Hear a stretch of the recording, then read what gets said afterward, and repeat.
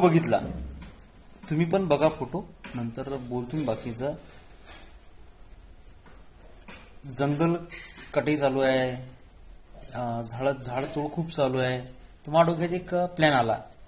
ह्या सगळ्या गोष्टी करता करता कादर खान साहेब, अमरीश पुरी साहेब आणि सदाशिव अमरापूरकर हे महान ऍक्टर झाले आणि यांच्या प्रत्येक मूवीत काहीतरी घ्यासारखं होतं. आपण मूर्ख, आपण काही घेत नाही, हा एक वेगळा विषय. पण याच्या मूवीज पाहिल्यानं तर काहीतरी बरंच चांगलं शिकायसारखं होतं. तर मी ठरवलं की कादर खान साहेबाच्या 300 मूवी आहेत, सदाशिव अमरापूरकर साहेबाच्या 300 आहेत आणि अमरीश पुरी साहेबाच्या 400 मूवीज आहेत. तर टोटल 1000 मूवी होतात. तर मला तेवढे झाडं लावायचे आहेत. निर्धार केला की झाडं लावायचे. पण हे जे महान ऍक्टर व्हायला आहेत, बिना विलनचा हिरो होऊच शकत नाही. हे ग्रेट होते, त्याच्या टाइमात हे एवढे ग्रेट होते ना. अमरीश पुरी साहेब झाले, सदाशिव अमरापूरकरनं धर्मेंद्रासोबत 14 पिक्चर करले आहेत. किती? 14. आणि ते सुपरहिट. हुकुमत असो, त्याच्यानंतर बरेचसे पिक्चर आहेत.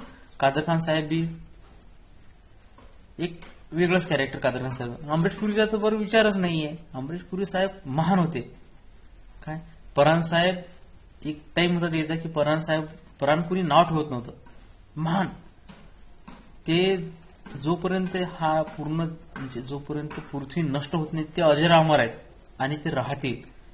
मग एक छोटासा प्रयत्न की त्यांच्या आठवणीत झाडं लावायची आहेत.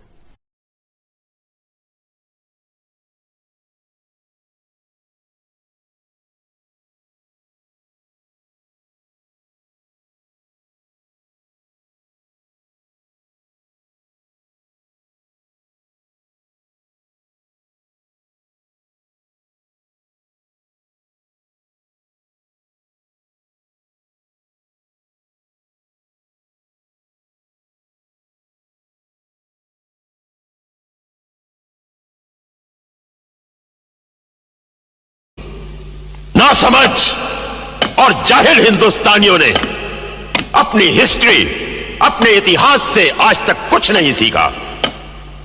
जब जब वो आपस में लड़े हैं, बाहर से किसी ने आकर उन्हें अपना गुलाम बना लिया है. 7 सालों से वो मुल्क जो हमारे दोस्त है, उनसे हमें तकरीबन 14,000 करोड़ रुपए मिले हैं.